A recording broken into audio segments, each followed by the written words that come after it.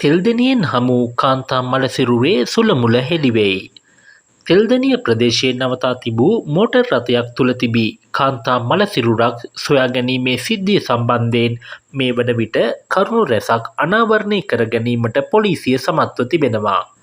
මෙලෙස මරණයට පත්ව ඇත්තේ අම්පාර මාරුහලේ සේවය කරන ශම්‍යා දර්ශනය නැමැති 34 හැවිරිදි භෞතික චිකිත්සකවරියක් වන අතර ඇයගේ පෙම්වතා විසින් මලසිරුර මෝටර් රථය තුළ දමා පලා ගොස් ඇති බව පොලිසිය පවසයි. සැකකාර පෙම්වතා ගන්නෝරුවේ පදිංචි මෘදුකාංග ඉංජිනේරුවෙකු බවත් ඔහු මේ වන විට ප්‍රදේශයෙන් පලා ගොස් තිබේ. ඒ හේතුවෙන් ඔහුව සොයා ගැනීම සඳහා පොලිසිය මහජන සහාය පතයි. සිය නැගණිය නුවරඑළියේ පිහිටි මහල් නිවසක නේවාසිකව රැඳී සිටින බවත් දින ගණනක් ආහාර ගෙන නොමැති බවත් එම ස්ථානය පරීක්ෂා කිරීමට සහාය අවශ්‍ය බවත් පවසමින් කොටවැව තලාව ප්‍රදේශයේ පදිංචි පුද්ගලයෙකු ඊයේ උදෑසන නුවරඑළිය පොලිසියට පැමිණිලි ලක් කර තිබුණි. ඒ අනුව නුවරඑළිය පොලිසියේ නිලධාරීන් කණ්ඩායමක් අදාළ මහල් නිවාසයට ගොස් එය පරීක්ෂා කර ඇතත් එහි කිසිවෙක් සිට නොමැත. කෙසේ වෙතත් CCTV දර්ශන පරීක්ෂා කිරීමේදී එහි සටහන්ව තිබී ඇත්තේ ඉකුද්දාසේ වැනිදා රාත්‍රී 9:50ට පමණ එම නිවසට අදාළ තරුණියගේ පෙම්වතා පැමිණෙන ආකාරයයි.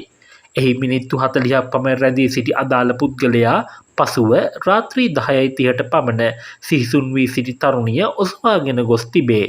පසුව ඔහු විසින් තරුණිය මෝටර් රථයක දමා රැගෙන ගොස් ඇත.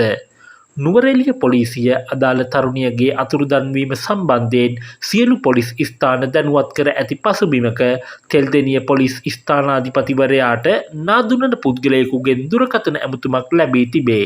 එහිදී පවසා ඇත්තේ තෙල්දෙනිය රෝහල අසර රථගාලෙහි නවතා ඇති මෝටර් රථයක මියගිය කාන්තාවකගේ මලසිරුරක් ඇති බවයි.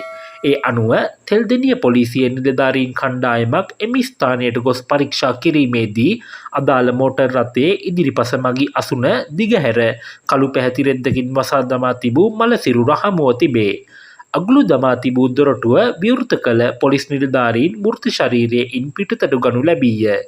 එහිදී සිදු කර විමර්ශනවලදී අනාවරණය වී ඇත්තේ අදාළ සිරුර නුවරඑළියෙන් අතුරුදහන් වූ තරුණියකගේ බවයි. ශම්‍යා දර්ශනී නැමැති 34 හැවිරිදි ඇය අම්පාර මහරෝහලේ බෞද්ධ චිකිත්සකවරියක ලෙස සේවය කළ බව පොලිසිය අනාවරණය කරගෙන තිබේ. ඒ අනුව පොලිස් විමර්ශනවලදී හෙළි වී ඇත්තේ ඇයගේ පෙම්වතා විසින් මලසිරුර මෙම ස්ථානයට ගෙන වී දමා තෙල්දෙනිය පොලිසියේ ස්ථානාධිපතිවරයාට දුරකථන ඇමතුමක්ද ලබා දී ඇති බවයි. ඔහු මහනුවර ගන්නොරුව ප්‍රදේශයේ පදිංචි මුදුකාංග ඉංජිනේරුවෙකු වන අතර ඔවුන් දෙදෙනා මීට මාස 8කට පමණ ඉහතදී ප්‍රේම සම්බන්ධතාවක් ආරම්භ කර ඇති බව පොලිසිය පවසයි. අදාළ තරුණිය සිය පෙම්වතා සමග කැනඩාවට යෑමේ අපේක්ෂාවෙන් රුපියල් කෝටි 1.5ක පමණ මුදලක් බැංකුවකින් හා පුද්ගලයින් කිහිප දෙනෙකුගෙන් පොලී මත ලබාගෙන පෙම්වතාට ලබා දී තිබේ. කෙසේ වෙතත් මේ දක්වා විදේශගත වීම සිදු වී නොමැති පසුබිමක ණය හිමියන් මුදල් නැවත ඉල්ලීම මත ඇය දැඩි මානසික පීඩනයකට ලක්ව සිට ඇති බවයි පොලිසිය පවසන්නේ. එවන් පසුබිමක ඇය නුවරඑළියේ පිහිටි නිවාස සංකීර්ණයට පැමිණ ඇත්තේ ඉකුත් ජුනි 3 වෙනිදායි. ඒ අතරතුර ඇය සිය සොහොයුරාට දුරකථනයෙන් අමතා තමන් දින 3ක් ආහාර ලබාගෙන නොමැති බව පවසා ඇති බවත් අම්පාර රෝහලේ මානසික වෛද්‍යවරයෙකුට දුරකථනයෙන් අමතා තමන් දැඩි මානසික පීඩනයකින් සිටින බවත් පවසා ඇත.